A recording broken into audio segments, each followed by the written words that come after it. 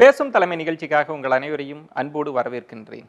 இன்றைய பேசும் தலைமை நிகழ்ச்சியினுடைய சிறப்பு விருந்தினரை பற்றி சொல்லணும் அப்படின்னா, ஒரு 50 ஆண்டு காலம் மக்கள் மனங்கள்ல நீங்காத இடம் பிடித்திருக்கக்கூடிய ஒரு சோப் தயாரிக்கக்கூடிய நிறுவனத்தினுடைய தென்னிந்திய பிரிவின் நிர்வாக இயக்குனரை தான் நம்ம சந்திக்க இருக்கிறோம். அவரை பற்றிய ஒரு அழகான முன்னோட்டத்தோடு நம்ம பயணிக்கலாம். கடந்த 50 ஆண்டுகளாக பல்வேறு மக்களின் வாழ்க்கையின் ஒரு அங்கமாகவே இருந்து வருகிறது மெடிமிக் சோப். பச்சை வண்ணத்தில் இருந்த மெடிமிக் சோப் பல ஆண்டுகளாக வேறுபட்ட வடிவத்திலும் நறுமணத்திலும் பேக்கேஜிலும் மாறுதல்கள் செய்யப்பட்டாலும் அதன் மூலிகை குணம் மாறாததுதான் எங்கள் வெற்றிக்கு காரணம் என்கிறார் மெடிமிக்ஸ் நிறுவன தென்னிந்திய பிரிவின் நிர்வாக இயக்குனர் டாக்டர் அனூப் அவர்கள். 50 ஆண்டுகளாக தொடர்ந்து கைகளாலேயே சோப்பு தயாரித்து மிகப்பெரிய வெற்றியை கண்டிருக்கிறது மெடிமிக்ஸ் சோப் நிறுவனம். இந்த நிறுவனம் டாக்டர் வி.பி. சித்தன் என்கிற ஆயுர்வேத மருத்துவரின் சமையல் அறையிலிருந்தே துவங்கப்பட்டது. தோல் பிரச்சனைகளுக்கு இவர் பரிந்துரைக்கும் மருத்துவ எண்ணெய் பிரபலமானதால் இந்த தீர்வை தோல் பராமரிப்புக்கு உகந்த சோப்பை உருவாக்குவதற்கு பயன்படுத்தலாம் என்ற எண்ணத்தின் அடிப்படையிலேயே சென்னையின் பெரம்பூர் பகுதியில் வாடகைக்கு எடுக்கப்பட்ட ஒரு சிறிய இடத்தில் இருந்து மெடிமிக் சோப்பின் 50 ஆண்டுகால பயணம் தொடங்கியதாக சொல்லுகிறார் இந்த ஆயுர்வேத சோப்பின் அதிபதி. 1983இல் சித்தனின் மருமகனான டாக்டர் ஏ.வி. அனூப் தென்னிந்திய சந்தைக்கு பொறுப்பேற்று மாதவரத்தில் தொழிற்சாலையை தொடங்கினார். சோப்புகளை கைகளால் தயாரிப்பதற்கு அதிக உழைப்பும் நேரமும் செலவானாலும் எங்களது அர்ப்பணிப்புடன் கூடிய தொழிலாளர்களின் கடும் உழைப்பினால் இந்த வெற்றி சாத்தியமானது என்கிறார் டாக்டர் அனூப்.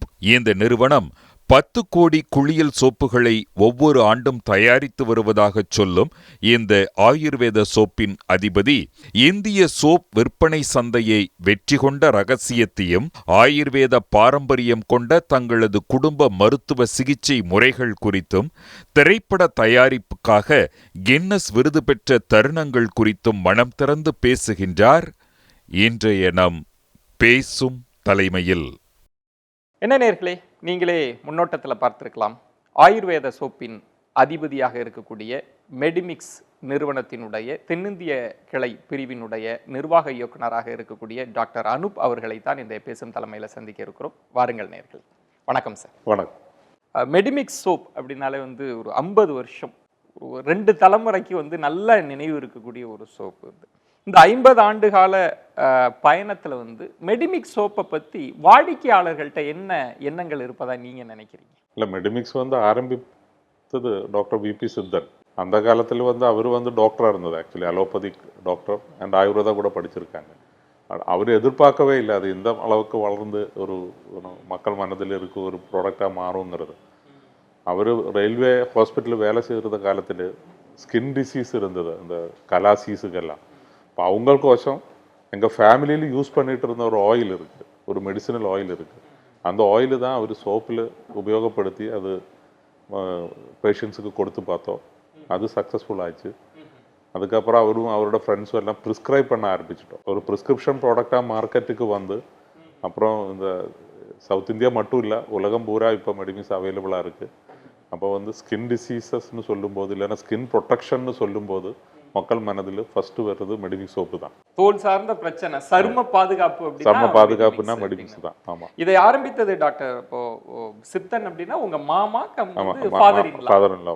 இந்த முதன்முறையாக அந்த மெடிமிக் சோப் தயாரிக்கணும் அப்படின்ற அந்த எண்ணம், இந்த சோப்பு துறைக்குள் வரணுன்ற எண்ணம் எப்படி, ஏதாவது ஸ்பார்க் இன்சிடென்ட் இருந்திருக்குங்களா? பேஷண்ட்ஸுக்கு கொடுக்க வேண்டிய ஒரு கன்வீனியன்ட் ஃபார்ம் என்னன்னு அப்படி யோசிச்சுட்டு இருந்தோம். அதில் ஆயில் அப்ளை பண்ணால் வேலைக்கு போகிறதெல்லாம் கஷ்டமாக இருக்கும். அதனால யூஸ் பண்ணுறதுக்கு ஏதாவது ஒரு கன்வீனியன்ட் ஃபார்ம் வேணும். அப்போ தான் சம்படி யாரோ ஃப்ரெண்ட்ஸு தான் சஜஸ்ட் பண்ணோம், நீங்கள் சோப்பு தயாரித்து பாருங்க. அதனால தான் ஹேண்ட்மேடு சோப்பாக வந்தது. அவரோட ஓன் கிச்சனில் இருக்கிற ஃபெசிலிட்டிஸ் வச்சு அவரோட ஒய்ஃபு சேர்ந்து தான் சோப்பு பண்ணி பார்த்தோம். அந்த சோப்பு தான் பேஷண்ட்ஸுக்கு ஃபஸ்ட்டு கொடுத்து பார்த்தோம். அந்த காலத்தில் 50 years பேக் ஜஸ்ட் 500 rupees தான் இன்வெஸ்ட்மெண்ட். அடுத்தடுத்து ஒரு மெடிமிக்ஸ் ஒரு சோப் நிறுவனம்ன்றது ஒரு இந்தியா முழுவதும் ஒரு பெரிய சாம்ராஜ்யமாகவே நீங்கள் நிலைநிறுத்திருக்கிறீங்க. அப்போ அந்த எண்ணங்கள்லாம் இருந்ததா, நம்ம இந்த அளவுக்கு வளரணும் சோப் தயாரிப்பில் அப்படின்னு? 70s பூரா ப்ரிஸ்கிரிப்ஷன் ப்ராடக்டாக மெடிக்கல் ஷாப்ஸில் மட்டும்தான் அவைலபிளாக இருந்தது. அதுக்கப்புறம் தான் 83ல் தான் நான் ஜாயின் பண்ணோம். 83 ஜாயின் பண்ணோம். அதுக்கப்புறம் அவரோட சன் ஜாயின் பண்ணோம்.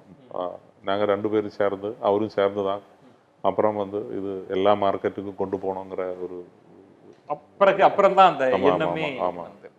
முதன்முறையா வந்து இப்போ நம்ம வந்து அறிவியல் ஆராய்ச்சிகள், விஞ்ஞான கண்டுபிடிப்பு அப்படின்றதெல்லாம் பார்க்குறப்ப அதை கண்டுபிடிச்சோடனே ஒரு பெரிய மகிழ்ச்சி அந்த விஞ்ஞானிகளுக்கு இருக்கிற மாதிரி ஒரு பிஸ்னஸ் ஸ்டார்ட் பண்ணுறப்ப நீங்கள் ஒரு சோப்பை கொண்டு வரீங்க, கஸ்டமரோட ஃபீட்பேக் பார்க்குறப்ப ஒரு பெரிய பாசிட்டிவ் எனர்ஜி கிடைக்கும். இந்த ஆரம்ப காலகட்டத்தில் அந்த சோப் சந்தைக்கு மார்க்கெட்டுக்குள்ள வரப்ப என்ன மாதிரியான ரியாக்ஷன்ஸ் இருந்தது, ஃபீட்பேக் இருந்ததுடா? இல்லை, ரீட்டைல் அவுட்லெட் போகும்போது ரொம்ப டஃப்பாக இருந்தது. கஸ்டமர்ஸ் ஃபீட்பேக் ரொம்ப நல்லா இருந்தது. யூஸ் பண்ணால் அவங்க கண்டிப்பாக அது மறுபடியும் யூஸ் பண்ணும், அந்த மாதிரி இருந்தது. பட் நம்ம ரீட்டைலுக்கு ஃபர்ஸ்ட் டைம் போகும்போது ஒரு ஹேண்ட்மேட் சோப்பு, ஆயுர்வேதிக் சோப்புங்கிற பேரில் போகும்போது ரொம்ப கஷ்டமாக இருந்தது. பிளேஸ்மெண்ட் கிடைக்கிறது ரொம்ப கஷ்டமாக இருந்தது. நானே அந்த காலத்தில் 83லேருந்து ஒரு நியர்லி 10 இயர்ஸ் நானே டைரெக்டாக மார்க்கெட்டுக்கு போய் தான் எல்லா ஊர்லையும் ஒர்க் பண்ணியிருக்கு. ரொம்ப கஷ்டமாக இருந்தது. ஈவன் எங்கள் ஊர் கேரளாவில் கூட வந்து ஒரு என்ட்ரி கிடைக்கிறது ரொம்ப கஷ்டமாக இருந்தது ஃபர்ஸ்ட் டைம். பட் பேஷண்ட்ஸுக்கு இல்லைன்னா ஈவன் கஸ்டமர்ஸுக்கு இனிஷியலி நாங்கள் பேஷண்ட்டுக்கு தான் கொடுத்து பார்த்தோம். இப்போ வந்து அப்படி கிடையாது. இப்போ மெடிமிக்ஸ்னாலே ஒரு ஃபேமிலி சோப்பு தான். இப்போ ஃபேமிலியில் இருக்கிற அத்தனையும் பேர் யூஸ் பண்ணுற ப்ராடக்டாக மாறியாச்சு. இப்போ அந்த காலத்தில் நாங்கள் பேஷண்ட்ஸுக்கு மட்டும்தான் கொடுத்துட்டு இருந்தோம். பட் அப்படி இருந்து யூஸ் பண்ணவங்க கண்டிப்பாக மறுபடியும் யூஸ் பண்ணுற அளவுக்கு தரம் இருந்தது அந்த ப்ராடக்ட்டுக்கு. அதோட பர்ஃப்யூம் ஆனாலும் சரி, அதோட குணமாக இருந்தாலும் சரி, எந்த விதமான ஸ்கின் டிசீஸ் ஆனாலும் நல்ல குணம் கிடைச்சது. அந்த சோப்புக்கு பின்னணியில் இருக்க ஒரு ஆயுர்வேத மருத்துவத்தின் மகத்துவம், அந்த மகத்துவத்தை எப்படி மெடிமிக்ஸ் சோப் கேரி பண்ணுது அப்படின்னு நினைக்கிறீங்க? அதான் உலகத்திலே ஓல்டஸ்ட் மெடிக்கல் சிஸ்டம் வந்து ஆயுர்வேதா. எங்கள் ஃபேமிலியில் வந்து 400 இயர்ஸாக ஆயுர்வேதா ப்ராக்டிஷனர்ஸ் இருக்குது. ஓ, 400 வருஷமாக இருக்குது. எல்லாருமே எங்கள் ஆன்சஸ்டர்ஸ் எல்லாருமே ஆயுர்வேதா வைத்தியாஸாக இருந்தாங்க. இப்போ அவங்க ஃபேமிலியில் வந்து எல்லா விதமான ஆயுர்வேத மெடிசின்ஸும் அவங்களே ப்ரிப்பேர் பண்ணுவாங்க. அவங்களே மாத்திரைகள் எல்லாம் தயாரித்து தான் கொடுத்துட்டு இருந்தது. ஸோ அந்த ஒரு எக்ஸ்பீரியன்ஸ் இருந்தது எங்கள் ஃபேமிலியில். இப்போ ஃபேமிலியில் யூஸ் பண்ணிட்டு இருந்த ஒரு ஆயில் இருக்குது, விப்ரதிங்கிறது அந்த ஆயிலோட பேர். அந்த ஆயில் தான் சோப்பில் அவர் வந்து இன்கோஆப்ரேட் பண்ணாங்க. அந்த ஆயில் ஸ்பெஷலாக வந்து தோல் சார்ந்த சரும நோய்க்கு அடுத்து மாமாவா இருந்தாங்க வந்து ஆரம்பிச்சிருக்கிறாங்க. அதற்கு பிறகு நீங்க வந்து தென்னிந்திய பிரிவோட நிர்வாகம்? இல்லை, நான் வந்து எல்லாம் பார்த்துட்டு இருந்தேன். எஸ்பெஷலி ப்ரொடக்ஷனில் தான் நான் பார்த்துட்டு இருந்தாங்க. அவரோட சன் வந்து மார்க்கெட்டிங் பார்த்துட்டு இருந்தாங்க கொஞ்ச நாள். ஃபர்ஸ்ட் நாங்கள் எல்லாமே பார்த்துட்டு இருந்தாங்க. அதுக்கப்புறம் ஒரு 10 இயர்ஸ் பேக் தான் நாங்கள் வந்து பார்ட்டிஷன் ஆகி நான் வந்து இப்போ தென்னிந்தியா மட்டும் பார்க்குறாங்க. மெடிமிக்ஸ் சோப்பு இது தயாரிக்கிறதுல வந்து ஒரு சின்ன கனவு, உங்கள் மாமனார் அவர்களோட ஒரு சின்ன கனவு தான், நோயாளிகளுக்கு தரலாம் அப்படின்னு. அது அதற்கு பிறகு படிப்படியாக இதை விஸ்தாரணம் பண்ணணும் அப்படின்ற எண்ணம் எப்படி உருவாச்சு? எனக்கே இப்போ யோசிக்கும் போது ஆச்சரியமா இருக்கு, எப்படி இது இந்த மாதிரி ஆயிடுச்சுங்கிறது. நான் 83ல வரும்போது நான் வர்றதுக்கே ஒரு ரீசன் இருந்தது. அந்த காலத்தில் ஃபேக்ட்ரி வந்து ஆக்சுவலி லேபர் ஸ்ட்ரைக்னால க்ளோஸ் ஆயிருந்தது. கேரளாலேருந்து ஒர்க்கர்ஸ் எல்லாம் இருந்தது.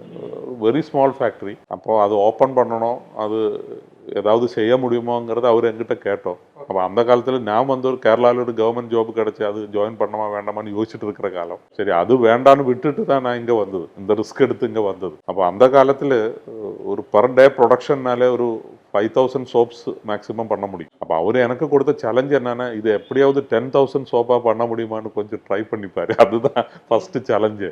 இப்போ ஒரு 5 lakh 6 lakh சோப் எல்லாம் தாராளமாக பண்ணலாம், ஈஸியாக பண்ணலாம். ஸ்டேஜ் பை ஸ்டேஜாக தான் அந்த சேஞ்ச் வந்தது. குறிப்பாக மெடிமிக்ஸ் சோப்போட தனித்துவம், தனிச்சிறப்பு அப்படின்னா கைகளாலேயே தயாரிக்கப்படுவது அப்படின்றது. ஏன் அந்த முடிவை ரொம்ப ஸ்பெசிஃபிக்கா இருக்கணும்னு நினைச்சீங்களா? ஃபர்ஸ்ட் வந்து சோப்பு தயாரிச்சது அவரோட கிச்சன்ல கையால தயாரிச்ச சோப்பு, அதுதான் ஆரம்பம். அதுக்கப்புறம் அந்த காலத்தில் நிறைய டாக்ஸ் பெனிஃபிட்ஸ் எல்லாம் இருந்தது. Central excise, income tax, sale tax, எல்லா வரிகளும் எக்ஸம்ஷன் இருந்தது அந்த காலத்தில். அதுவும் ஒரு ரீசன் ஆயிருக்கலாம் அந்த காலத்தில் அப்படி யோசிச்சு. பட் இப்போ நான் என் பாயிண்ட் ஆஃப் வியூ இப்போ வந்து எந்த எக்ஸப்ஷனும் கிடையாது. எல்லா டாக்ஸும் மற்ற சோப்புக்கு ஈக்குவலாக தான் இருக்காங்க. இப்போ ஜிஎஸ்டி வேற வந்தாச்சு, அதனால எல்லாமே ஈக்குவல் தான். பட் எங்களை பொறுத்த வரைக்கும் இப்போ கஸ்டமர் ஃபீட்பேக் பார்க்கும்போது இந்த கையால் தயாரிக்கிற சோப்பு யூஸ் பண்ணும்போது அவங்களுக்கு கிடைக்கிறது ஒரு அனுபவம் தான். அந்த அனுபவம் தனிப்பட்ட முறையில் அவங்க எக்ஸ்பீரியன்ஸ் பண்ணுறாங்க, மெஷின்மேட் சோப்புக்கும் ஹேண்ட்மேட் சோப்புக்கும். அதனால மெடிமிக்ஸோட யூஎஸ்பி, யூனிக் செல்லிங் பாயிண்ட் என்னன்னு கேட்டாலே அது ஹேண்ட்மேட் மேனுஃபேக்சரிங் மெத்தடுங்கிறது சொல்ல முடியும். அந்த எக்ஸ்பீரியன்ஸ் அப்படின்னு சொன்னதுனால இன்னும் நேயர்களுக்கு விளக்குறதுனால, கைகளால் தயாரிக்கப்படுறது இயந்திரங்களை கொண்டு தயாரிக்கப்படக்கூடிய சோப்பு. இயந்திரங்கள்ங்கிறது வந்து இது வந்து பவர் கிடையாது. எங்க ஆபரேஷன் மின்சாரம் இல்ல. எல்லாமே மின்சாரம் இல்லாம கையால தயாரிக்கிற மிஷினரிஸ் தான். எல்லா மிஷினரிஸும் நாங்க தான் டிசைன் பண்ணி எங்க ஓன் மேனுஃபேக்சரிங் மிஷினரிஸ். எதுவும் மார்க்கெட்ல இருந்து வாங்கினது கிடையாது. ஆயில்ஸ் டைரக்டா போட்டு தான் நாங்க பண்ணுவாங்க. மற்ற இதெல்லாம் வந்து சோப் நூடுல்ஸ் யூஸ் பண்ணி தான் அவங்க பண்ணுவாங்க. அது கொஞ்சம் வித்தியாசமான ப்ராசஸ். நம்ம சோப்பு வாஷ் பண்ற டைம்ல நம்ம பாடியில அந்த ஃபீல் தனியாக தெரியும். அந்த சாஃப்ட்னஸும் அந்த எஸ்பெஷலி அந்த ஃபார்ம் பதை எல்லாம் வரும்போது நமக்கு வித்தியாசம் தெரியும். இதுல குறிப்பாக வந்து இப்போ மருந்து சார்ந்து ப்ரிஸ்கிரைப் பண்றாங்க அப்படின்னு சொன்னீங்கன்னா வந்து அந்த நோய் போன உடனே அப்பாடா மருந்து மெடிசன் எடுத்தாச்சு இதோட தள்ளி வைப்போம் அப்படின்றது. ஒரு மெடிசனாக வரக்கூடிய ஒரு சோப்பு வந்து இன்னைக்கு ஃபேமிலியா யூஸ் பண்ற ஒரு சைக்கிள் சேஞ்ச் நடந்தது இல்லை. அந்த அந்த அனுபவத்தை அப்படியே விவரிச்சு. அல்ல அதுதான் நாங்க வந்து இப்போ சேனல்ஸ் இப்போ டெலிவிஷன் எல்லாம் வந்த காலத்துல நாங்க ஸ்டெப் பை ஸ்டெப்பா தான் ஃபர்ஸ்ட் வந்து எங்க ஃபர்ஸ்ட் அட்வர்டைஸ்மெண்ட்ஸ் எல்லாம் பார்த்தா டாக்டர்ஸ் பிரிஸ்கிரைப் மெடிமிக்ஸ் அப்படிதான் இருந்தாங்க, மருத்துவர்களால் பரிந்துரைக்கப்பட்டது. ஆமா. அதுக்கப்புறம் கொஞ்சம் கொஞ்சமா நாங்க அது ஷிஃப்ட் பண்ணி மிடில் ஏஜ் ஆள்கள் யூஸ் பண்ற சோப்பு அந்த மாதிரியா இருந்தது. அதுக்கப்புறம் யூத்துக்கு கொண்டு வந்துட்டோம். இப்போ வந்து ஃபேமிலி சோப்பை கொண்டு வந்தோம். ஒவ்வொரு ஸ்டேஜில் நாங்க அது கரெக்ஷன்ஸ் பண்ணியிருக்காங்க. சோப்போட குவாலிட்டியிலும் வித்தியாசம் வந்திருக்கு, பேக்கேஜிங் சேஞ்ச் பண்ணியிருக்கு, பர்ஃப்யூம் சேஞ்ச் பண்ணியிருக்கு. ஓவர பீரியட் அது வந்து ஒரு ஃபேமிலி சோப்பா நாங்க மாத்தி கொண்டு வந்திருக்கோம். அதனுடைய கோர் எசன்ஸை மாத்தாம மற்ற விஷயங்கள் மெடிசினல் கண்டென்ட் சேம், அதுல எந்த சேஞ்சும் கொண்டு வரல. முதல்ல யூஸ் பண்ண மெடிசின்ஸ் ஏதோ அதே தான் இப்போ யூஸ் பண்ணிட்டு இருக்காங்க. இதுல குறிப்பாக வந்து இன்றைக்கும் வந்து பெரிய அளவுல பிரைஸ் ஹைக்லாம் இருக்கிறப்ப வந்து மலிவு விலையில் நம்ம சோப்பை கொண்டு போகணுன்ற ஒரு இன்னமும் அதுல விடாப்பிடியா இருக்கிறீங்களே, அதுக்கு ஏதாவது ஸ்பெசிபிக் ரீசன் இருக்கா? இல்ல அது வந்து ஒரு செக்மெண்ட். முதல்ல அது வந்து பாப்புலர் செக்மெண்ட்னு சொல்லுவாங்க. லக்ஸுரி ப்ராடக்ட்ஸ் விற்கிற ஒரு செக்மெண்ட் இருக்கு, பாப்புலர் செக்மெண்ட் இருக்கு. அப்ப அந்த பாப்புலர் செக்மெண்ட் சீப் ஷாப்ஸ் வேற இருக்கு. இது இன்பிட்வீன் இருக்கிற ஒரு ஸ்டேஜ் தான் அந்த பாப்புலர் செக்மெண்ட். அந்த செக்மெண்ட்ல முதல்ல இருந்தே இருக்காங்க. அதனால அதே செக்மெண்ட்ல தான் கொண்டு போயிட்டு இருக்காங்க. இப்போ நாங்க ரீசெண்டா வந்து மெடிமிக்ஸ் கிளியர் கிளிசர்னு சொல்லி 3 ப்ராடக்ட்ஸ் இன்ட்ரோடியூஸ் பண்ணியிருக்காங்க. அது கொஞ்சம் அதிகமான விலை இருக்கிற ப்ராடக்ட்ஸ் தான். 50 ஆண்டு இப்போ பொன்விழா கொண்டாட போறீங்க. பேசும் தலைமை சார்பாக வாழ்த்துக்களையும் தெரிவிச்சு. நன்றி. இந்த சோப் நிறுவனம் அந்த சந்தை சார்ந்த அனுபவத்தில் ஒரு 50 வருஷம் நீங்க பயணிச்சுட்டு இருக்கீங்க. வாடிக்கையாளர்கள் கஸ்டமரோட எதிர்பார்ப்பு ஒரு சோப் சார்ந்து என்னென்னலாம் மாறி இருக்குன்னு நினைக்கிறீங்க? இந்த யூசேஜ் பேட்டர்னே கொஞ்சம் சேஞ்சா வருது. அந்த காலத்துல மேக்ஸிமம் வித்துட்டு இருந்த ஒரு சோப்பு பார்த்தா லைஃப் பாய் சோப்பு, கார்பாலிக் சோப்பு யூஸ் பண்ணிட்டு இருந்தாங்க. அதுல இருந்து இப்போ வந்து ஹெர்பல்ங்கிற ஒரு எண்ணிக்கை வந்திருக்கு எல்லாருக்குமே. அது கொஞ்சம் பாப்புலரா வருது. இப்போ மல்டிநேஷனல் கம்பெனிஸ் கூட ஹெர்பல் சோப்புக்கு வந்திருக்கு.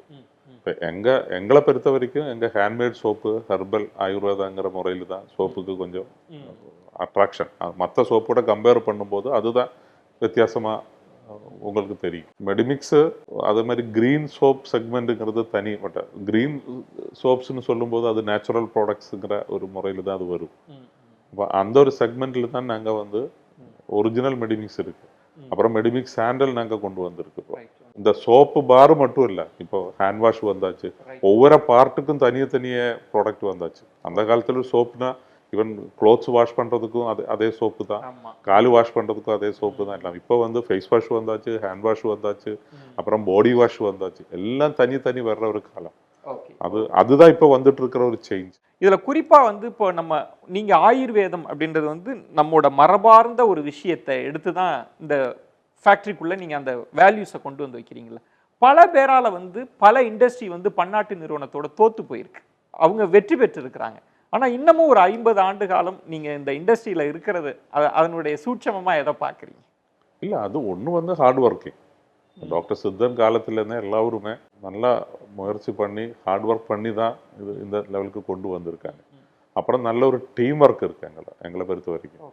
எங்க டீமுங்கிறது என்னன்னா நாட் ஓன்லி அவர் ஒர்க்கர்ஸ், எங்க ஸ்டாஃப் ஆனாலும் சரி, எங்க வெண்டர்ஸ் ஆனாலும் சரி, எல்லாருமே அந்த காலத்துல இருந்து இருக்கிறவங்க தான் இப்போதும் எங்க கூட இருக்காங்க. மற்ற எந்த கம்பெனில அது இருக்காது. அந்த அளவுக்கு ஒரு டீம் ஒர்க் இருக்கு. இவன் எங்க ஆடிட்டரை பார்த்தா அவரும் அந்த காலத்துல இருந்து இருக்கு. 49-50 இயர்ஸா சேம் ஆடிட்டர். இப்போ எங்க பேக்கேஜிங் சப்ளையர்ஸை பார்த்தா எல்லாம் சிவகாசியில இருந்து தான் நாங்க ஆரம்பிச்சோம். அந்த காலத்துல இருக்கிறவங்க தான் இப்போதும் எங்களுக்கு பண்ணிட்டு இருக்காங்க.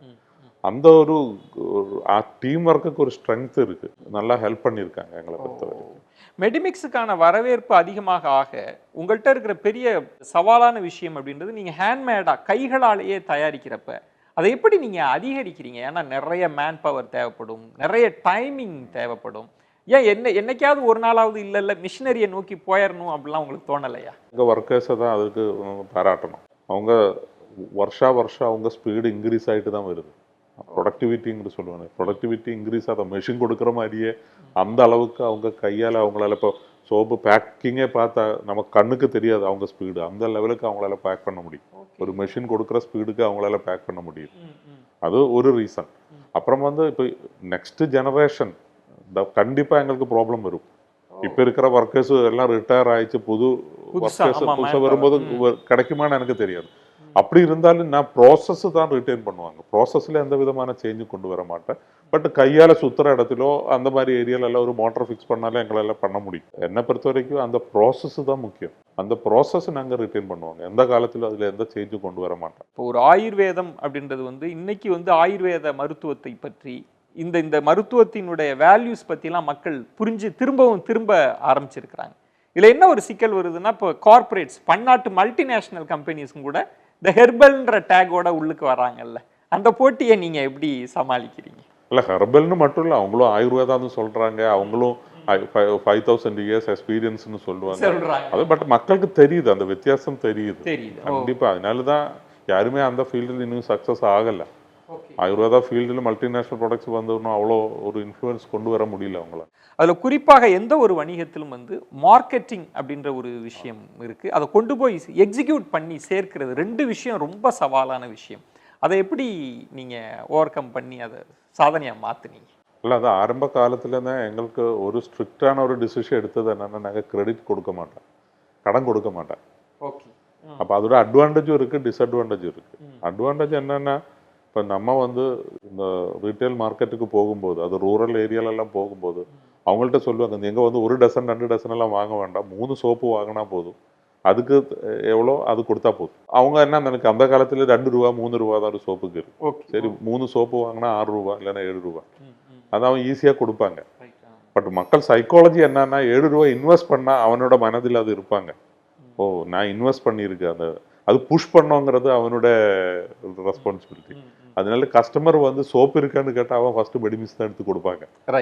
ஸோ அந்த மாதிரி ஒரு அட்வான்டேஜ் எங்களுக்கு இருந்தது. டிஸ்அட்வான்டேஜ் அதுவும் மறுபடியும் கஷ்டம் தான். கடன் கொடுக்கலனாக்கா உங்களுக்கு சேல்ஸ் இன்க்ரீஸ் பண்ணுறதுக்கு ரொம்ப கஷ்டமாக இருக்கும், ரொம்ப கஷ்டமாக இருக்கும். பொதுவாக நாங்கள் எந்த கிரெடிட்டும் மார்க்கெட்டில் கிடையாது, எல்லாமே இதுதான்.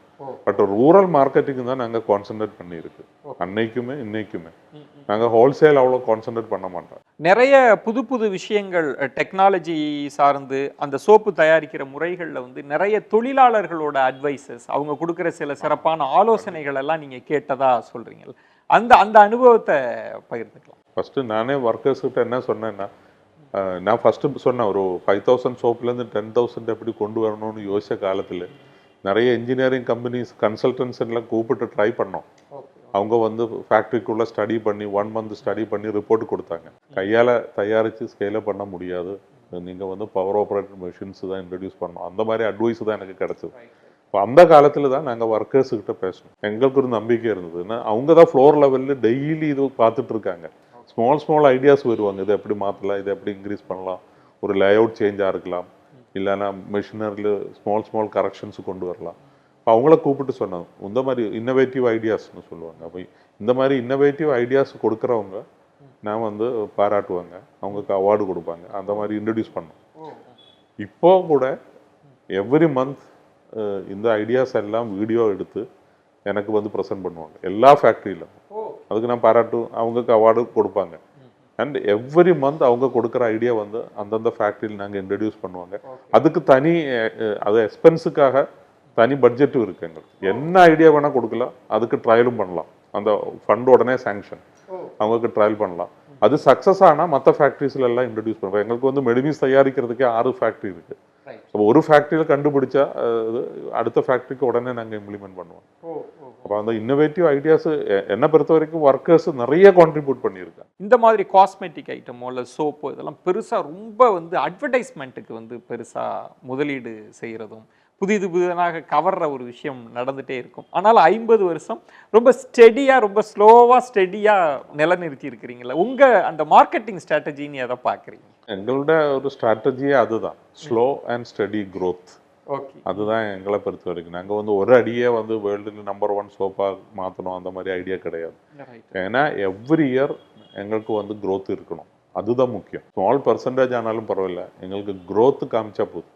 இப்போ வந்து ஈவன் மார்க்கெட்டிங் ஸ்டாஃப் வந்து டார்கெட்ஸ் அவங்க தான் ஃபிக்ஸ் பண்ணுறாங்க. நான் டார்கெட் கொடுக்க மாட்டேன். ஓகே. ஓ. அவங்க ஃபிக்ஸ் பண்ணி அவங்க என்ன கன்வின்ஸ் பண்ணுவாங்க அந்த மாதிரி தான் நாங்கள் பண்ணுவாங்க. ஓ. ஓ. நான் ஃபிக்ஸ் பண்ணிட்டு அதை அவங்களால மீட் பண்ண முடியாது அந்த மாதிரி வருத்தமாக இருக்காது. இப்போ அவங்க ஃபிக்ஸ் பண்ணால் அது கண்டிப்பாக அவங்களால அச்சீவ் பண்ண முடியும். பட் எக்ஸ்பான்ஷன்ஸ் இருக்கு. இப்போ சோப்புலேருந்து வந்து நாங்கள் வந்து ஃபுட் பிஸ்னஸுக்கு வந்திருக்கு. ஓகே. இப்போ மேளங்கிற ஒரு பிராண்டு கேரளாலேருந்து அக்வயர் பண்ணியிருக்கு. ஓ. அது கேரளாவில் கொஞ்சம் leading brand, okay. Spice and masala brand. Cosmetic மாதிரியே ஃபுட்டு தான் ஆக்சுவலி வேர்ல்டுல நம்பர் 1 இது பார்த்தா ஃபுட் பிஸ்னஸ் தான் இன் ஃபியூச்சர். ஆமா. அப்போ அது அந்த ஏரியாவில் கொஞ்சம் கான்சென்ட்ரேட் பண்ணுற ஒரு ஐடியா இருக்கு. இப்போ முன்பெல்லாம் கிராமங்கள்லயே பல பேர் வந்து பாத்தீங்கன்னா சோப்பு இல்லாம செங்கல் எல்லாம் வச்சு குளிச்சிட்டு இருப்பாங்க. அதுக்கப்புறம் ஃபேமிலிக்குன்னு ஒரு சோப்பு தான் இருக்கும்.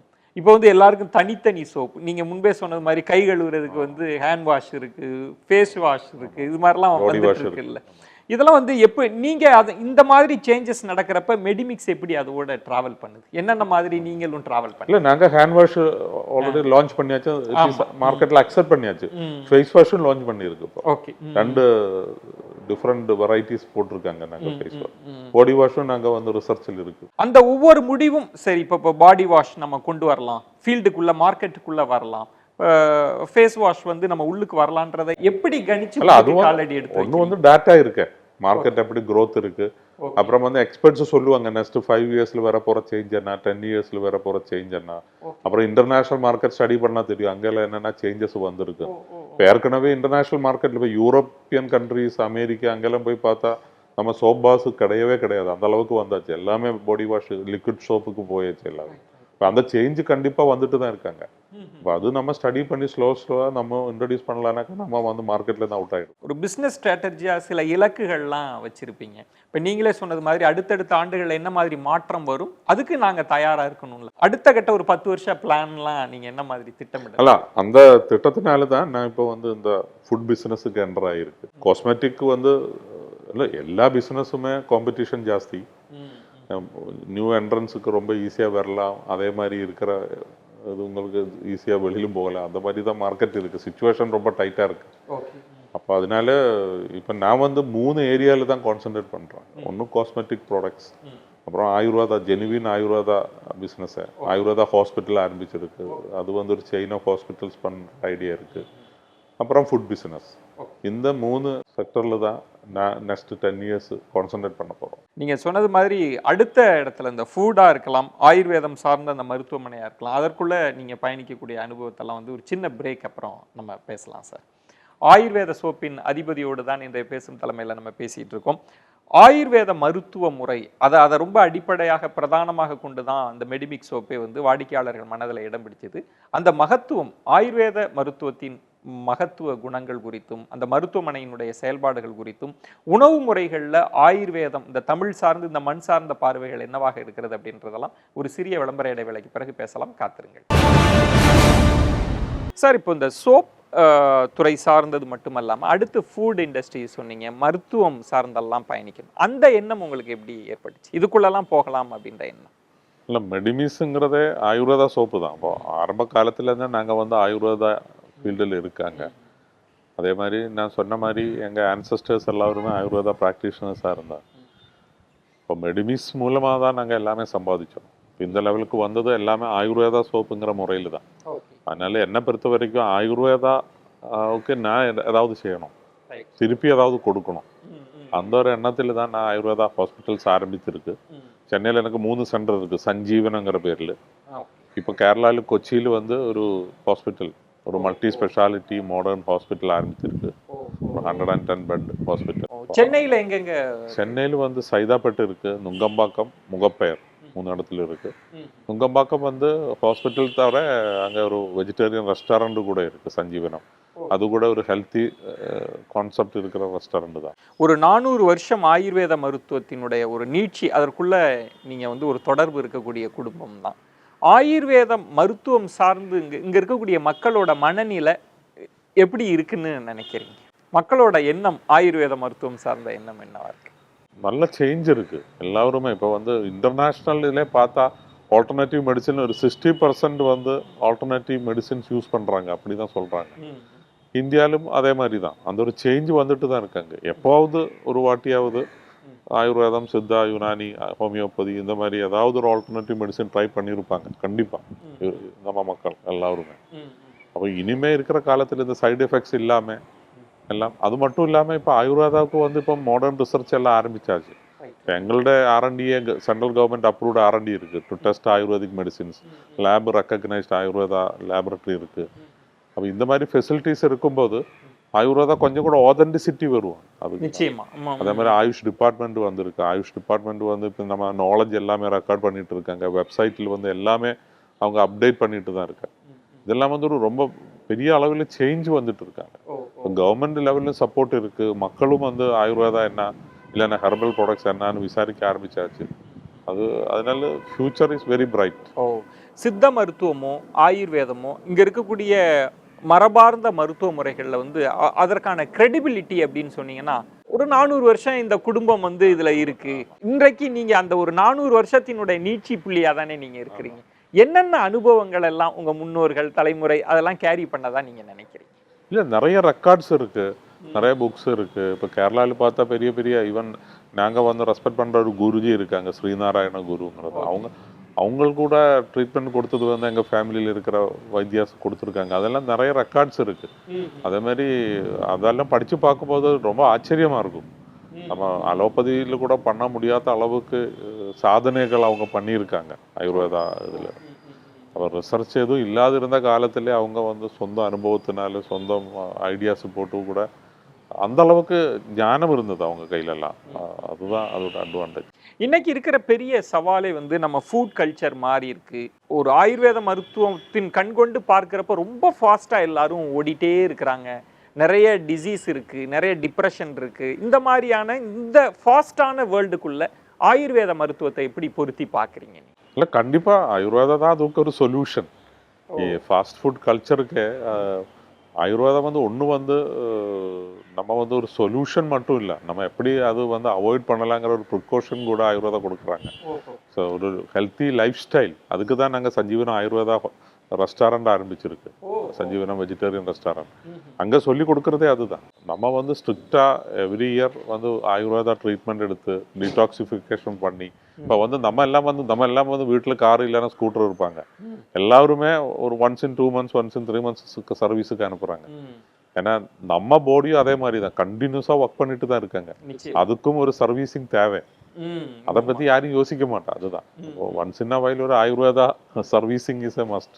ரொம்ப ஸ்பெசிஃபிக்கா ஸ்பெஷலைஸ்டா இந்த மாதிரி டிசீஸ்க்கு வந்து நாங்க ரொம்ப பர்ஃபெக்டா மருந்துகள் தயாரிக்கிறோம், அதுல கான்சென்ட்ரேட் பண்றோம் அப்படின்ற மாதிரி இருக்கிறீங்களா? இல்ல ஜெனரிக்கா அப்படி இல்லை. இப்போ இதில் வந்து 2 விதமான ப்ராடக்ட்ஸ் இருக்கு. சாஸ்திரிக் ப்ரிப்பரேஷன்ஸ்னா அது வந்து எல்லா கம்பெனியும் தயாரிக்கிறது ஒரே மாத்திரைகள் தான், சாஸ்திரிக் ப்ரிப்பரேஷன்ஸ். அது வந்து இந்தியாவில் ப்ரிஸ்கிரைப்டு டெக்ஸ்ட் புக்ஸ் இருக்கு ஆயுர்வேதா. அந்த புக்ஸில் மென்ஷன் பண்ணிட்டு இருக்கிற மெடிசின்ஸ் மட்டும்தான் தயாரிக்க முடியும். அதே மாதிரி அந்த புக்ஸில் மென்ஷன் பண்ணிட்டு இருக்கிற டிசீஸுக்காக மட்டும்தான் எங்களால் மெடிசின்ஸ் தயாரிக்க முடியும். அப்போ அந்த மாதிரி இருக்கும்போது ஒரு புதுசாக ஒன்று பண்ணால் அது பேட்டன்ட் ப்ராடக்ட்ஸாக மாறிடும்.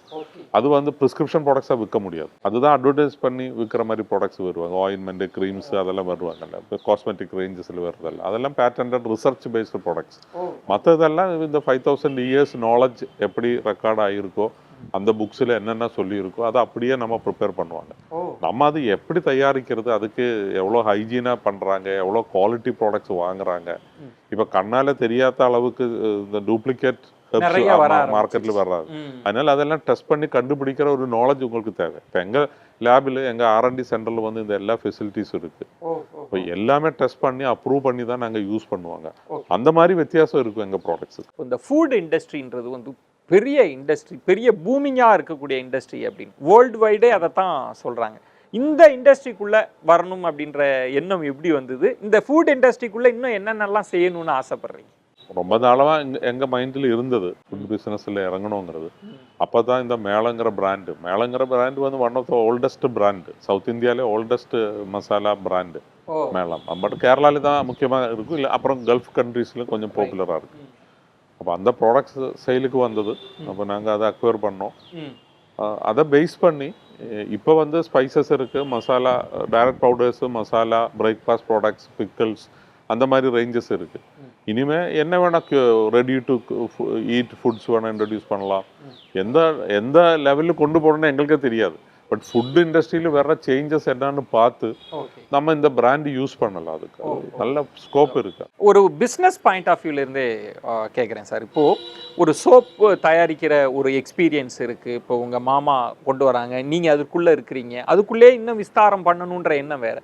இன்னொரு இண்டஸ்ட்ரிக்குள்ளே அந்த ஷிஃப்ட் ஆகுறது அப்படின்னா சில பேர் பயப்படுவாங்க, ஐயோ இதில் காலடி எடுத்து வைக்கலாமா வேண்டாமா என்ன ஆகுமோ அப்படின்னு. நீங்கள் எப்படி தயக்கம் இல்லாமல் உள்ளுக்கு காலடி? இல்லை, நாங்கள் அந்த மாதிரி ஒரு ஷிஃப்ட்னு சொல்ல முடியாது. இப்போ நாங்கள் வந்து இப்போ இண்டஸ்ட்ரியல் பிஸ்னஸ், சாஃப்ட்வேர் பிஸ்னஸ் அந்த மாதிரி ஒரு லெவலுக்கு போகல. இப்போ எங்கள் ப்ராடக்ட்ஸ் எடுத்து பார்த்தா இப்போ ஏவிஏ குரூப் தயாரிக்கிற ப்ராடக்ட்ஸ் எல்லாமே natural products, personal products, herbal products. அந்த மாதிரி வரும்போது ஃபுட் அதில் ஃபிட் ஆகும். அதுதான் ஒரு சங்கிலி தொடர்ச்சி, அந்த ஒரு தொடர்ச்சி தான். அது எல்லாமே பர்சனல் ப்ராடக்ட்ஸ் தான், எல்லாமே நேச்சுரல் ப்ராடக்ட்ஸ் தான். அப்போ அது வந்து சோப் ஆனாலும் சரி, நாங்கள் ஃபுட் ஆனாலும் சரி, ஹேண்ட் வாஷ் ஆனாலும் சரி, எல்லாமே அதுதானே, எல்லாமே அந்த ஒரு ரேஞ்சுக்குள்ளே தான் வருவாங்க. பட் மெடிமிக்ஸ் வந்து அவுட் சைடு ஸ்கின்காக யூஸ் பண்ணுறது, இது வந்து உள்ள சாப்பிட்றது, அதுதான் வச்சது. பட் எல்லாமே பர்சனல் யூஸ்க்கு தான். ஒரு ஹோலிஸ்டிக் அப்ரோச், ஒரு ஆயுர்வேதம் பார்க்குற ஒரு பார்வையில் வந்து உள்ளுக்குள்ள இன்டேக்காக இருக்கலாம், சருமமாக இருக்கலாம், நீங்கள் எல்லாமே செஞ்சுட்டு இருக்கப்போ நான் கோர் பிஸ்னஸ் பாயிண்ட் ஆஃப் வியூவில் கேட்குறேன் சார். இப்போ ஃபுட்டாக இருக்கலாம், மெடிசனாக இருக்கலாம், அதை இன்னும் நீங்கள் கொண்டு போகணும் அப்படின்னா அது வேற ஸ்ட்ராட்டஜியாக இருக்கும். அது மாதிரி ஏதாவது தனித்துவமாக பண்ணுறீங்களா? எல்லாமே ஒரே செயின்குள்ளே இருக்க அப்படியே ட்ராவல் பண்ணுறோன்னு நினைக்கிறேன். இதே மாதிரி ட்ராவல் பண்ணுறதுக்கு தான் நான் விரும்பப்படுறேன். இப்போ வேறொரு இண்டஸ்ட்ரி, எங்களுக்கு தெரியாத ஒரு ஏரியாவுக்கு போகிற மாதிரி ஐடியாஸ் கிடையாது. நெக்ஸ்ட் ஜெனரேஷன் பார்க்கும்போது அவங்கவுங்க இஷ்டத்துக்கு அவங்க பண்ணலாம். அது இப்போ for example my daughter is a fashion designer. அவங்க வந்து ஆன்லைன் ஃபேஷன் டிசைனிங் எல்லாம் பண்ணுறாங்க, அது விற்கிறாங்க. That is her interest. அது நம்ம ஸ்டாப் பண்ண வேண்டியது அவசியம் கிடையாது. பட் ஏவிஏ குரூப்புங்கிற முறையில் நாங்கள் ஒரு ஒரிஜினல் பிஸ்னஸ் பார்க்கும்போது அது இந்த மாதிரி தான் போயிட்டு. உங்கள் ஃபேமிலியிலே வந்து ஒரு 400 வருஷம் சொல்கிறீங்க அனுபவம் ஆயுர்வேத இதில் இருந்து. ஃபியூச்சரில் வந்து உங்கள் ஜென்ரேஷன் இதை கொண்டு போகணும் அப்படின்ற எண்ணம்லாம் இருக்கா? அது எப்படி பார்க்குறீங்க? இல்லை, அது கண்டிப்பாக இப்போ நான் ஃபேமிலியிலே சொல்லியிருக்காங்க, யார் ஆயுர்வேதா படிக்கணும்னு ஆசைப்பட்டு வந்தால் பசங்களை நான் ஸ்பான்சர் பண்ண தயாராக இருக்கு. எங்கள் ஒர்க்கர்ஸ்கிட்டே சொல்லியிருக்கு, அவங்க மக்கள் யார் வேணால் ஆயுர்வேதம் படிக்கலாம், நாம் வந்து சப்போர்ட் பண்ணுவாங்க. அந்த மாதிரி அப்படிதான் அது கொண்டு வர முடியும். டிமாண்ட் கம்மியாக தான் இருக்காங்க, எல்லாரும் ஃபர்ஸ்ட் பார்ப்பாங்க அலோபதி மெடிசின் கிடைக்குமாங்கிற மாதிரி. கிடைக்கலனாக்கா தான் ஆயுர்வேதத்துக்கு வருது. அதுக்கு ஒரு சேஞ்ச் கொண்டு வரணும். அதுக்கு தான் நான் எப்போதுமே பேசுவாங்க, நம்ம வந்து இந்த ஸ்கூல் லெவல்ல இந்த அவேர்னஸ் கொண்டு வரணும்.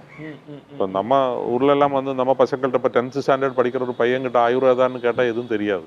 அவங்ககிட்ட அவனோட ஃபியூச்சர் பிளான்ஸ் என்னன்னு சொன்னா அவனுக்கு ஆயுர்வேதா ஐடியாவே இருக்காது. அப்போ அது கொண்டு வரணும். இப்போ நீங்க ஒரு தென்னிந்தியாவில் ஒரு பெரிய பொறுப்பை நீங்க எடுத்து நடத்துறப்ப அந்த அனுபவம் உங்களுக்கு எப்படி இருந்தது? அதுல வரக்கூடிய சேலஞ்சஸ் எல்லாம் நீங்க எப்படி எதிர்கொண்டீங்க? எப்படி எந்த விதத்துல பார்க்குறீங்க as a business point of view? பிசினஸ்ங்கிறதால ரிஸ்க் மஸ்ட் தான். அதே மாதிரி நமக்கு வர்ற ஒவ்வொரு ஃபோன் காலில் ஒரு ஷாக்கிங் நியூஸ் இருக்கும். அதெல்லாம் நம்ம ஃபேஸ் பண்ணி தான் ஆகணும். அப்போது ஒரு எக்ஸ்பீரியன்ஸ் வரும்போது நம்ம வந்து தப்பு செய்யலைனாக்கா நம்ம பயப்பட வேண்டிய அவசியமே கிடையாது. எந்த மேட்ரு வந்தாலும் நமக்கு அது சமாளிச்சிடலாம். அப்போ அந்த ஒரு கான்ஃபிடன்ஸ் வந்தால் எல்லாம் நம்ம ரொம்ப காம் அண்ட் குவைட்டாக மேனேஜ் பண்ணணும். அதுதான் ஒரு சைடு. அப்புறம் என்னை பொறுத்த வரைக்கும் இப்போ நான் வந்து சவுத் இந்தியாவோட பொறுப்பு எடுத்ததுக்கு பிறகு நான் என்னையே சேஞ்ச் பண்ண ட்ரை பண்ணியிருக்காங்க. புரியுது, எப்படி வித்தியாசமாகி நம்ம இதை ஃபேஸ் பண்ணலாம், how to handle with people. இப்போ என்னோட யங்கர் ஏஜ்லெல்லாம் வந்து என்ன அடிக்கடி கோபப்படுவாங்க. இப்போ அதெல்லாம் கண்ட்ரோல் பண்ணி இப்போ ஒரு ஆள் தப்பு பண்ணால் கூட நம்ம கோபமாக பேசி பிரயோஜனம் இல்லை. அது என்னன்னு புரிஞ்சு அவங்கள அது கரெக்ட் பண்ண வைக்க முடியுமா? ஹியூமன் எரரா, இன்டென்ஷனல் எரரா, அதுதான் ஃபஸ்ட்டு பார்க்கணும். ஹியூமன் எரரானா நம்ம அது மன்னிச்சு தான் ஆகணும். அதெல்லாம் இன்டென்ஷனலாக என்ன ஏமாற்றணுங்கிற மாதிரி நினைக்கிற ஆளானா நம்ம வேலை விட்டு நிறுத்தணும், அவ்வளோதான். அதுக்கு மேலே நம்ம கோபப்பட்டோம், நம்ம ஹெல்த்துக்கு ப்ராப்ளம் வர்ற மாதிரி நம்ம அதை பற்றி யோசிச்சிட்டோ பிரயோஜனம் இல்லை. அப்போ நான் அந்த மாதிரி ஒரு நிலைமையில இருந்து இப்போ 50th இயர் செலிப்ரேஷன். இப்போ என்னோட மனதில் என்ன இருக்குங்கன்னா, இவன் ப்ரோக்ராம் பார்க்கும்போது கூட யாராவது பார்த்தா 50 வருஷம் முன்னாடி எங்களை ஹெல்ப் பண்ணவங்களெல்லாம் எனக்கு பார்க்கணுன்னு இருக்கு. அவங்க அக்னாலஜ் பண்ணணும், ரிவார்ட் பண்ணணும். அதுதான் என்னோட ஆசை. அந்த மாதிரி யாராவது இருந்தாலும் என்ன காண்டாக்ட் பண்ணலாம். என்னோட ஃபர்ஸ்ட் டிஸ்ட்ரிபியூட்டர் யாரு எனக்கு தெரியாது. ஃபர்ஸ்ட் டிஸ்ட்ரிபியூட்டர் யாரு, ஒவ்வொரு ஊர்லையும் ஆந்திராவில் யாரு, கர்நாடகாவில் யாரு, அதே மாதிரி ஃபர்ஸ்ட் சப்ளையர்ஸ், ஒவ்வொரு ரா மெட்டீரியல் எனக்கு சப்ளை பண்ண யாரு, ஃபர்ஸ்ட் சேல்ஸ் ரெப்ரஸன்டேட்டிவ் யாரு வேணா ஆகலாம். அந்த ஆள் இப்போ வேற கம்பெனியில் இருக்கலாம், இல்லைன்னா ரிட்டையர்டு லைஃபாக இருக்கலாம். பட் என்ன காண்டாக்ட் பண்ணால் அவங்களுக்கு ரிவார்டு செய்யணும்னு எனக்கு ஆசையாக இருக்குது. அவங்களோட ஹெல்ப்னால தான் நாங்கள் இந்த லெவலுக்கு வந்திருக்கோம். அதே மாதிரி நிறைய டாக்டர்ஸ் அந்த காலத்தில் மெடிமிக்ஸ் ப்ரிஸ்கிரைப் பண்ணியிருக்காங்க. அவங்களோட எல்லாம் ஹெல்ப், நிறைய ஃபினான்சியர்ஸ் ஹெல்ப் பண்ணியிருப்பாங்க. யாருன்னு எனக்கே தெரியாது. But I want to meet all of them. அதே மாதிரி அந்த காலத்துலேருந்தே மெடிமிக்ஸ் யூஸ் பண்ணிட்டு இருக்கிற கஸ்டமர்ஸ் இருப்பாங்க. 50 வருஷமா மெடிமிக்ஸ் யூஸ் பண்ணுற ஆள்கள். கண்டிப்பாக எனக்கு அவங்கள பார்க்கணும். அதுதான் என்னோட இந்த 50th இயரோட என்னோட ஆசையே அதுதான். ஒரு 50 ஆண்டுகள் பயணம் அப்படின்றது ஒரு பொன்விழா காணுங்கிற போது திரும்பி பார்க்குறப்ப ரொம்ப சந்தோஷமா இருக்கும். அதே நேரத்தில் ஒரு பெரிய பிராண்டை கிரியேட் பண்ணியிருக்கோம், மக்களோட நம்பிக்கையை வென்றெடுக்கிறோம் அப்படின்றப்ப அடுத்து இதை கொண்டு போகணுன்றப்ப எவ்வளவு கவனமா இருக்கணும்னு ஆசைப்படுறீங்க? என்ன மாதிரி அடுத்த ஜென்ரேஷனுக்கு என்னெல்லாம் சொல்லணும்னு நினைப்பீங்க நீங்க? ஸ்லோ அண்ட் ஸ்டடி க்ரோத்து, கடன் இல்லாமல் பிஸ்னஸ் செய்கிற இதெல்லாம் தான் எங்களுக்கு ஹெல்ப்ஃபுல்லாக இருக்குது. அதே மாதிரி இன்னொரு நெக்ஸ்ட்டு 25 இயர்ஸில் சேஃபாக கொண்டு போகலாங்கிற ஒரு நம்பிக்கை எனக்கு இருக்குது. பட் டீம் சேஞ்ச் ஆகும். இப்போ ஏன்னா எங்கள் டீம் எல்லாம் கொஞ்சம் ரிட்டையர்மெண்ட் ஏஜுக்கு வந்தாச்சு. அதுதான் ஒரு சேலஞ்சு. இப்போ யங்ஸ்டர்ஸ் உள்ளே வரணும். இப்போ லக்கிலி ஃபேமிலி மெம்பர்ஸ் இன்வால்வாக இருக்குது. என் டாட்டர்ஸ் இருக்குது, சன் இன்லா இருக்குது. அவங்களெல்லாம் அதே தாட் ப்ராசஸ் இருக்கிறவங்க.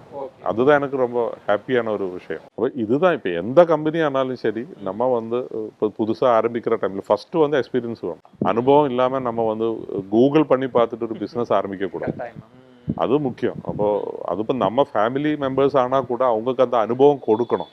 ஓவர் நைட் டைரக்டர் போர்டிலெல்லாம் டைரக்டாக பிஸ்னஸ் செய்ய வைக்கக்கூடாது. அந்த மாதிரி இருந்தால் போதும். மற்ற இதெல்லாம் ஆட்டோமேட்டிக்காக அனுபவம் தான் மற்றதெல்லாம் நம்ம முன்னே கொண்டு போகும். உங்கள் லைஃப்பை பார்க்குறப்ப சார், இப்போ ஆயுர்வேதம் சார்ந்த உங்களோட இன்ட்ரெஸ்ட்டை என்னால் புரிஞ்சிக்க முடியுது. ஏன்னா ஒரு பாரம்பரியமான குடும்பத்தில் இருந்திருக்கிறீங்க. எனக்கு ரொம்ப சர்ப்ரைசிங்காக இருந்தது ஃபில்ம் சார்ந்து, ஃபில்ம் இண்டஸ்ட்ரிக்குள்ளே உங்களுக்கு ஆர்வம் இருந்தது அப்படின்றது. அது நிறைய படங்கள் ப்ரொடியூஸ் பண்ணியிருக்கிறீங்க. என்ன காரணம் திரைத்துறைக்குள் ஆர்வம் வந்தது?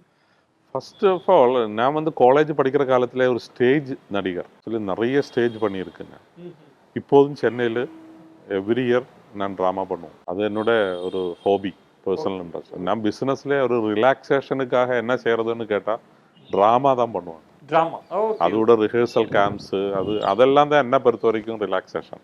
அப்படி தான் வந்தது. கின்னஸ் ரெக்கார்டை பற்றி சொன்னது ஸ்ரீநாராயண குருங்கிற எங்கள் ஃபேமிலி குருஜி இருக்கு.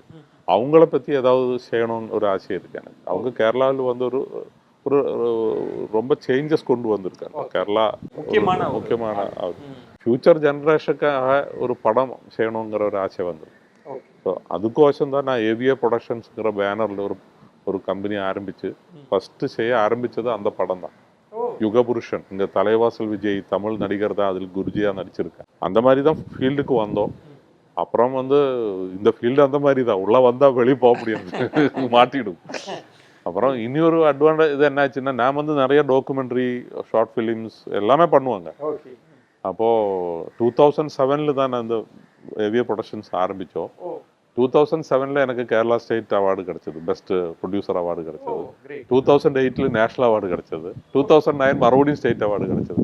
கண்டினியூஸாக அந்த மாதிரி வந்தபோது அதுவும் ஒரு ரீசனாக இருக்கலாம், சரி விட்டு போக வேண்டாம். அப்புறம் நான் இப்போ பிஸ்னஸில் சேர மாதிரி தான், கொஞ்சம் குவாலிட்டி ஃபிலிம்ஸ், நல்ல மெசேஜஸ் இருக்கிற ஃபிலிம்ஸ், மக்களுக்கு அதனால ஏதாவது பிரயோஜனம் கிடைக்கும். ஜஸ்ட் என்டர்டெயின்மெண்ட் எல்லாமே அது பார்த்தா அந்த மாதிரி பிக்சர்ஸ் நிறைய நான் பண்ணியிருக்கு. ஒரு மோர் தென் 22 பிக்சர்ஸ் ஏற்கனவே ரிலீஸ் பண்ணியிருக்கு. ஒரு 5-6 மூவிஸ் இப்போ ப்ரொடக்ஷனில் இருக்குது. ஆக்சுவலாக சார் இந்த பார்ட் பல பேருக்கும் ரொம்ப சர்ப்ரைசிங்காக இருந்திருக்கும். என்னடா பிஸ்னஸாக இருந்தாலும் சேர்ந்து ஒரு மெடிமிக்ஸ் குழுமத்திலேருந்து ஒரு பெரிய ஒரு ப்ரொடக்ஷன், ஃபிலிம் ப்ரொடக்ஷன் வச்சு அப்படி. அதுதான் அதோட என் மாமனாரும் ஸ்டேஜ் ஆக்டர். அவரும் ஃபிலிம் பண்ணியிருக்காங்க முன்னாடி. அவர் ஃபிலிம் சென்சர் போர்டுலலாம் இருந்தாங்க. ஆல் இந்தியா ரேடியோ, தூரதர்ஷனில் ஏ கிரேட் ஆர்டிஸ்டாக இருந்தாங்க. ஃபேமிலியில் நல்ல சப்போர்ட். ஈவன் ரிஹர்சல் டைம்லலாம் அவங்க ஐடியாஸும் கொடுப்பாங்க. இப்போ லேட்டஸ்ட்டு ட்ராமாவில் 2 டாட்டர்ஸும் நடிச்சிருக்காங்க கூட. அப்புறம் இனி சொல்ல விரும்புகிறது என்னன்னா, அந்த ஃபேமிலி பாண்டிங் அண்ட் அவங்க இன்ட்ரெஸ்ட் சொல்கிறதுக்காக சொல்கிறேன். இப்போது நான் ஒரு ஷார்ட் ஃபிலிம் பண்ணியிருக்கேன். அந்த ஃபிலிமோட அதே ஒரு ரெக்கார்ட் ஆக போகிறோம். மோஸ்ட் ப்ராபப்லி ஒரு வேர்ல்டு ரெக்கார்ட் ஆகும்னு எதிர்பார்க்குறேன். என்னன்னா, எங்கள் ஃபேமிலி மெம்பர்ஸ் மட்டும்தான் நடிச்சிருக்கு. என் அம்மாலேருந்து என் கிராண்ட் சைல்டு வரைக்கும் 4 ஜெனரேஷன் அதில் நடிச்சிருக்கு. எல்லா டைரக்ட் ரிலேஷன், அது இன்க்ளூடிங் இப்போ மெடிமிக்ஸோட அதர் சைடு இருக்குல்ல, சோலையில் குரூப், அது அவங்க அந்த ஃபேமிலி எல்லாரும், Pradeep, his mother, his wife, children, நாங்கள் ஃபேமிலி மெம்பர்ஸ் எல்லாரும் சேர்ந்து 23 பீப்புள் சேர்ந்து ஒரு படம் பண்ணியிருக்காங்க. அப்பதான் தெரியுது எல்லாருமே நல்ல நடிகருக்கு தான், எல்லாரும் நல்ல கலை வாசனை இருக்கிறவங்க தான். அப்போ அது ரயர் திங், வேர்ல்டுல இது வரைக்கும் யாரும் பண்ணியிருக்காங்க. அதுல குறிப்பா கின்னஸ் ரெக்கார்ட் வந்து பண்ணியிருக்கிறீங்க, கிட்டத்தட்ட ரொம்ப ஷார்ட் ஸ்பேன் ஆஃப், அது மாதிரி யோசிக்கவே முடியல அப்படின்னா அந்த எண்ணம் எப்படி வந்தது, அதை பத்தி சொல்லுங்க. அதுவும் ஒரு இன்ட்ரெஸ்டிங் ஸ்டோரி. நான் எதிர்பார்த்தது மெடிமிக்ஸுக்கு ஒரு கின்னஸ் கிடைக்குங்கிறது தான். ஓகே. ஏன்னா எல்லாருக்கும் தெரியும் வேர்ல்டுல லார்ஜஸ்ட் செல்லிங் ஆயுர்வேத சோப் இல்லைன்னா ஹேண்ட்மேட் சோப் ரெண்டுமே மெடிமிக்ஸ் தான். அப்ப ஹேண்ட்மேடில் சோப்பு தயாரிக்கிறது ஒரு பெரிய சேலஞ்ச். அப்ப அது ஒரு ரெக்கார்டா மாத்தலாம். இப்போ நாங்கள் கின்னஸ் அத்தாரிட்டிஸுக்கு இன்ஃபர்மேஷன் பாஸ் பண்ணோம், அவங்க ஸ்டடி பண்ண ஆரம்பிச்சாச்சு. அப்போ எனக்கு ரொம்ப கான்ஃபிடன்ஸ் இருந்தது. ஏன்னா யாராலும் இந்த அளவுக்கு பண்ண முடியாது. மில்லியன்ஸ் ஆஃப் சோப்ஸ் வந்து ஹேண்ட்மேடில் பண்ண முடியாது. அப்போ அப்படி இருக்கும்போது தான் அவங்களோட ஃபைண்டிங் என்னன்னா, அவங்க அக்செப்ட் பண்ணாங்க நீங்கள் தான் லார்ஜஸ்ட் மேனுஃபேக்சர். பட் எந்த வேர்ல்டு ரெக்கார்டும் அது வந்து பிரேக் பண்ணுறதுக்கு மற்றவங்களால முடியணும், அப்போ தான் அது ரெக்கார்டுங்கிற சொல்ல முடியும். இப்போ வந்து ஒரு 100 மீட்டர்ஸ் ரன்னிங் ரேஸ்ன்னா இந்த வாட்டி ஒரு ஆள் ரெக்கார்ட் பிரேக் பண்ணுவாங்க, நெக்ஸ்ட் டைம் வேற ஒரு ஆளுக்கு வந்து அதோட பெட்டர் டைமிங் பண்ண முடியும். பட் அவங்க ஃபைண்டிங் என்னன்னா, மெடிமிக்ஸ் ரெக்கார்டு வந்து யாராலையும் இனி ஃபியூச்சர்ல பிரேக் பண்ண முடியாது, அதனால யூ ஆர் நாட் எலிஜிபிள் அப்படின்னு டிசிஷன் எடுத்தோம். அப்ப நான் ரொம்ப அப்செட் ஆயிடுச்சேன். அப்பதான் நான் எப்படியாவது ஒரு கின்னஸ் வாங்கி தான் ஆகணும்ங்கிற முறையில தான் இதை பத்தி யோசிச்சோம். அப்ப இது என்னன்னா 51 hours வந்து ஸ்கிரிப்ட்ல இருந்து ரிலீஸ் வரைக்கும் இன்க்ளூடிங் சென்சர்ஷிப் பண்ணி சென்சர் சர்டிபிகேட் வச்சு படம் ரிலீஸ் பண்ணிட்டோம். 51 மணி நேரத்துல ஒரு படம் ஸ்கிரிப்ட் டு ரிலீஸ் அப்படின்னு சென்சார் சான்றிதழ் வாங்குறதுக்கே கிட்டத்தட்ட 1.5 மாசம். எல்லாரும் we are thankful to all departments, all governments, எல்லாரும் எங்களை சப்போர்ட் பண்ணாங்க, கோஆப்ரேட் பண்ணாங்க. ஆனால் அது இந்தியாவுக்கே ஒரு பெரிய ப்ரௌடு.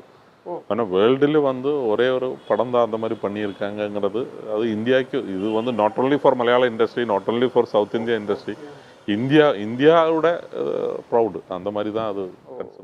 ஒரு 51 மணி நேரத்துல எடுக்கணும் அப்படின்னா நிறைய முன் தயாரிப்புகள், ரொம்ப முன் தயாரிப்பு இருக்கக்கூடாது, அதுதான் ரெக்கார்டு. முன் தயாரிப்பு இருந்தா யூ ஆர் நாட் எலிஜிபிள்.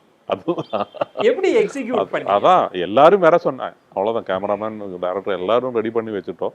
யாரு நடிக்க போறோம் யாருக்கும் தெரியாது, நடிக்கிறதுக்கு இன்ட்ரெஸ்ட் இருக்கிற யாருக்கு வேணா வரலான்னு சொன்னேன். நிறைய பேர் வந்தாங்க. அப்புறம் ஸ்கிரிப்ட் ரைட்டர்கிட்ட ஸ்கிரிப்ட் ஆரம்பிக்க சொன்னா அவரு ஸ்கிரிப்ட் ஆரம்பிச்சாச்சு. அப்பதான் தெரியும் யார் யாரு கேரக்டர்ஸ், அந்தந்த கேரக்டர்ஸுக்கு சூட்டபிளானா. அது இது என்னன்னா, இது வந்து ஒரு புராண கதை, அதனால காந்திஜி, ரவீந்திரநாத் டாகூர் அந்த மாதிரி கேரக்டர்ஸ் கூட வர்றாங்க. அப்ப அதுக்கு சூட்டபிளான கேரக்டர் வேணும். காந்திஜியால யாராவது நடிச்சா காந்திஜி ஆகாது. அப்போ காந்தி மாதிரியே ஆளை கிடைக்கணும், அதே மாதிரி மேக்கப் போடணும். பெரிய சேலஞ்சா இருந்தது. But team work. இப்போ ஹேண்ட்மேட் சோப் எப்படி தயாரிக்கிறது ஒரு டீம் ஒர்க் தான். இவ்வளோ ஒர்க்கர்ஸ் கோஆப்ரேட் பண்றதுனால தான் டெய்லி எங்களால டார்கெட் அச்சீவ் பண்ண முடியுது. அதே மாதிரி ஒரு 50க்கு மேலான ஆள்கள் டே அண்ட் நைட் ஒர்க் பண்ணிட்டு தான் இந்த படத்துக்காக ஒர்க் பண்ணோம். நான் எப்போதுமே சொல்லுவேன், இந்த 51 ஹவர்ஸ்ல ஒரே ஒரு ஆளு தான் நிம்மதியா தூங்கி இருக்கு, வேற யாரும் தூங்கல. தூங்குனது நான் மட்டும்தான். புரியுதா? மற்றவங்க எல்லாம் வேலை செய்தோம். அது அந்த ஒரு நம்பிக்கை எனக்கு இருந்தது. நம்ம ஒரு காசுக்காக பண்ணும்போது அந்த ஒரு ஸ்பிரிட் இருப்பாங்க, டீம் ஸ்பிரிட் இருப்பாங்க. இப்போ ஒரு சின்ன பிஸ்னஸ் பண்றவங்கள்ட்டே அந்த கேள்வியை இயல்பா எழுதும். இப்போ ஒரு பிஸ்னஸ் அப்படின்னா டைம் மேனேஜ்மெண்ட், மணி மேனேஜ்மெண்ட்றது ரொம்ப முக்கியமானது அப்படின்னு சொல்லுவாங்க. நீங்க ஒரு பிஸ்னஸ்னு இல்லை, பல துறைகளில் காலடி எடுத்து வச்சிருக்கிறீங்க. இன்னும் திரைத்துறைக்குள்ளும் இந்த மாதிரியான சவாலான விஷயங்கள்லாம் பண்றீங்க. இந்த ரெண்டு விஷயம், இந்த டைம் மேனேஜ்மெண்ட், மணி மேனேஜ்மெண்ட்டை பற்றி நீங்க எப்படி பார்க்குறீங்க சார்? ஒரு பிஸ்னஸ் மேனாக எப்படி பார்க்குறீங்க? டைம் மேனேஜ்மெண்ட் முக்கியம், ரெண்டுமே முக்கியம் தான், ரொம்ப முக்கியம். அது டைம் மேனேஜ்மெண்ட்டில் நான் ரொம்ப ஸ்ட்ரிக்டாக தான் இருப்பாங்க. அது எந்த ஃபங்க்ஷனுக்கு போகிறதா இருந்தாலும், எந்த ஏரியாவுக்கு போகிறதா இருந்தாலும் நான் சொன்ன டைமில் நான் இருப்பாங்க. நம்ம ஊரில் இருக்கிற ஒரு பெரிய ப்ராப்ளமே அதுதான். இப்போ வெளியூரில் போகும்போது இங்கே இருக்கிற ஒரு வித்தியாசம் அதுதான். ஒரு ஃபங்க்ஷனுக்கு கூப்பிடுவாங்க, 6 மணிக்கு ப்ரோக்ராம்னா நம்ம 6 மணிக்கு அங்கே இருக்கும்போது ஆர்கனைசர்ஸே வந்திருக்க மாட்டோம். 6:30, 6:45க்கு தான் ஆர்கனைசர்ஸே வருவாங்க. அது ரொம்ப அது சேஞ்ச் பண்ணி தான் ஆகணும். நம்ம மணி மேனேஜ்மெண்ட் எப்படி சார் பண்றீங்க? எப்படி ஒரு திரைத்துறைக்குள்ளோ இதோ நம்ம நினைச்ச மாதிரி லாபம் வரலாம், சில நேரத்தில் நட்டம் வரலாம். நீங்க அதை எப்படி ஒரு பிஸ்னஸ் எல்லாத்துக்குமே லாபம் வர்றது எதிர்பார்க்கவே முடியாது. நம்ம நஷ்டம் வந்து தான் ஆகணும். நஷ்டம் வரும், லாபம் வரும். பட் இது நம்ம பேலன்ஸ் பண்ண முடியணும். என்னை பொறுத்த வரைக்கும் படத்தில் கொஞ்சம் பணம் இன்வெஸ்ட் பண்ணியிருக்காங்க, அது ரொட்டேட் பண்ணிட்டு தான் இந்த நிறைய படங்கள் பண்ணிட்டு இருக்காங்க. அதே மாதிரி ரொம்ப எக்ஸ்பென்சிவ், ரொம்ப காஸ்ட்லி படம் எல்லாம் நான் பண்ண மாட்டேன். ஒரு மீடியம் ஸ்கேல் படம் தான் நான் பண்ணுவாங்க. அதுக்கு தகுந்த மாதிரி ரிட்டர்ன்ஸ் கிடைக்கும். அது மக்கள் அக்செப்ட் பண்ணுற மாதிரி படம் இருக்கணும். அது என்னோட டியூட்டி என்ன, ஒரு கரெக்ட் ஸ்டோரி ஐடென்டிஃபை பண்ணணும், அதுக்கு தகுந்த மாதிரி ஒரு இயக்குனரை கண்டுபிடிச்சி அவங்க கையில் இதை ஒப்படைக்கணும், அவ்வளோதான். அதுதான் நம்ம சாதனை. அதில் குறிப்பாக நீங்கள் வந்து உங்களுடைய இந்த ஒட்டுமொத்த வெற்றிக்கும் வந்து அந்த டீமோட சக்ஸஸ் அப்படின்னு சொல்கிறீங்க. அது மெடிமிக்ஸ் தொழிலாளர்களாக இருக்கலாம், அல்லது ஒரு கிண்ண சாதனை புரிந்த திரைத்துறையில் அந்த டீம் ஃபார்ம் பண்ணதா. அப்போ கிட்டத்தட்ட உங்கள்கிட்ட நான் அப்சர்வ் பண்ணுறதுல வந்து நீங்கள் ரொம்ப சரியான நபர்களை தேர்ந்தெடுக்கக்கூடிய ஒரு ஆற்றல் இருந்தால் தான் நிச்சயம் வந்து அந்த டெக்னிக் சொல்லலாம் நம்ம நேர்கள் கூட. எப்படி சரியான ஆட்களை தேர்வு செஞ்சிடுறீங்க? அதனோட ரகசியம் என்னன்னு கேட்டால், ஃபஸ்ட்டு வந்து நான் தான் எல்லாத்துலேயும் நம்பர் ஒன்னுன்னு நம்ம நினைக்கக்கூடாது. எல்லாருக்கும் இருக்கிற ஒரு ப்ராப்ளம் அதுதான். நான் சொல்கிறது நீங்கள் கேட்டு தான் ஆகணும். இப்போ நான் ஒரு இன்ஜினியர் ஆனால் ஒரு வீடு கட்டும்போது நான் சொல்கிறது நீ கேட்கணும். நம்ம எவ்வளோ என்ஜினியர்ஸை அப்பாயின்ட் பண்ணாலும் அவங்கள்ட்ட என்ன சொல்ல போகிறது, நான் சொல்கிறது நீ செய் அப்படி. நான் அந்த மாதிரி பண்ண மாட்டேன். நான் நினைக்கிறது வந்து நான் எதுலுமே நம்பர் ஒன் கிடையாது. எல்லாத்துக்குமே எக்ஸ்பர்ட்ஸ் வேறு இருக்குது. அது சோப்பு மேഖലயில் ஆனாலும் சரி, சினிமாவில் ஆனாலும் சரி, ஆயுர்வேதம் ஆனாலும் சரி, அவங்களுக்கு இருக்கிற டேலண்ட்ஸ் எப்படி யூஸ் பண்ணலாம், அதுதான் நான் எதிர்பார்க்குறது. என்னோட திறமை என்னன்னு கேட்டால் அதுதான், அது மட்டும்தான். இந்த திங்கிங்கே இருக்கக்கூடாது. எனக்கு எல்லாமே தெரியும். இப்போ 36 இயர்ஸ் ஆயிடுச்சு சோப்பு தயாரிச்சுட்டு இருக்கு, சோப்பு இண்டஸ்ட்ரியில் இருக்கு. இப்போது நான் சொல்ல மாட்டேன் யார்கிட்டையும், இவன் எங்களுக்கு ப்ரொடக்ஷனுக்கு ஹெட் இருக்குது, சேல்ஸுக்கு ஹெட் இருக்குது, அவங்க ஒரு ஐடியா கொடுத்தால் ஓகே. இல்லைன்னா நான் சொல்கிற மாதிரி தான் நீ செய்யணும்னு சொன்னால் பிஸ்னஸ் ஓடாது.